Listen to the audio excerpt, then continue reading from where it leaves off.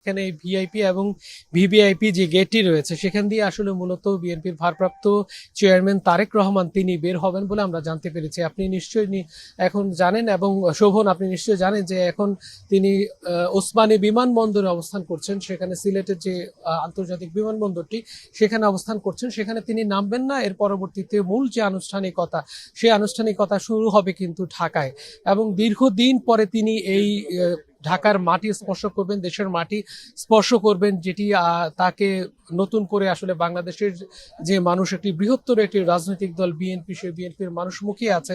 বিশেষ করে আপনি জানেন যে 300 ফিট যেটি পূর্বাঞ্চলের সেখানে বিশাল একটি গণজমায়েত হবে। এই কারণে তিনি অনুরোধ করেছেন যে এখানে কোনো ধরনের বিমানবন্দরের পাশে যেন কোনো ধরনের গণজমায়েত না হয়।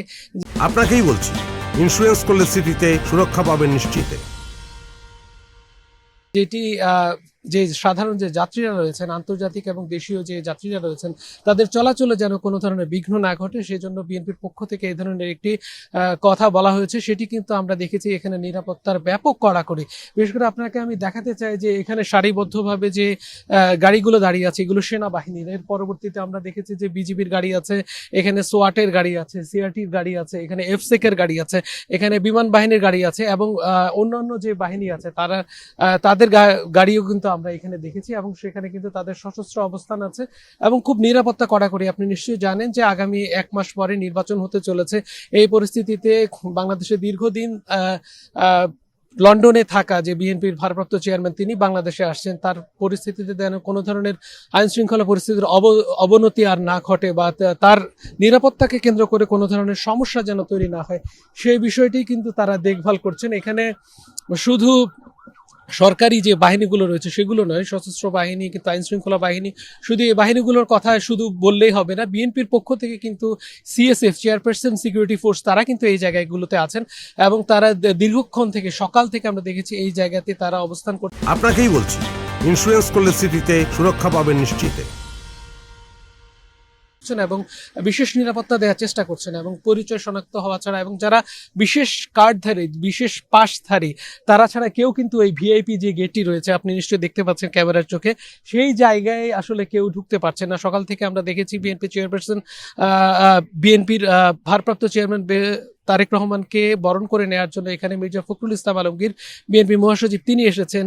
একই সাথে স্থায়ী কমিটির সদস্য, অন্যতম গুরুত্বপূর্ণ নেতা সালাউদ্দিন আহমেদ, তিনি আমাদেরকে বলেছেন যে দীর্ঘদিন ধরে যে গণতান্ত্রিক যে এবং রাজনৈতিক যে পথ পরিক্রমা, বিশেষ গণতান্ত্রিক উত্তরণের যে কথা তিনি বলছিলেন, সেই গণতান্ত্রিক উত্তরণের জন্য তারেক রহমান যে দীর্ঘদিন সংগ্রাম চালিয়েছেন, বিদেশ থেকেও তিনি নানাভাবে কর্মীদেরকে উজ্জীবিত করেছেন, এবং এই গণতান্ত্রিক আন্দোলনের যে সংগ্রাম সেটি চালিয়ে যাচ্ছিলেন, সেটি আসলে পূর্ণতা পাবে বলে তারা বিশ্বাস করেন। এবং তারা মনে করছেন যে এই যে বিপুল সংখ্যক তার যে উপস্থিতি, সেই উপস্থিতি আসলে আগামী যে নির্বাচন, আগামীতে যে দলকে পরিচালনা, নতুন করে বিএনপি নতুনভাবে চলার যে অনুপ্রেরণা, সেটি কিন্তু পুরোটাই পাবে বলে বিশ্বাস করছেন তার দলীয় নেতাকর্মীরা। এখানে অন্যান্য যে সংসদ সদস্য, আগের বিএনপির যারা ছিলেন সাবেক সংসদ সদস্য, তারাও এখানে এসেছেন তাকে বরণ করে নেওয়ার জন্য। একই সাথে আমরা দেখেছি এখানে উৎসাহী কয়েকজন জনতা এসেছিলেন, কিন্তু সেখানে তাদেরকে থাকতে দেওয়া হয়নি।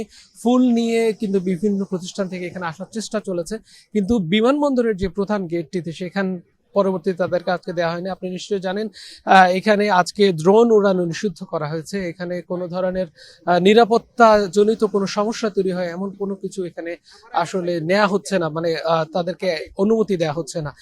তো এখন পর্যন্ত বিমানবন্দরের যে পরিস্থিতি আপনি নিশ্চয়ই দেখতে পাচ্ছেন, বিএনপির ভারপ্রাপ্ত চেয়ারম্যান তিনি 11:30টার পরে এই শাহজালাল আন্তর্জাতিক বিমানবন্দরে উপস্থিত হওয়ার কথা রয়েছে।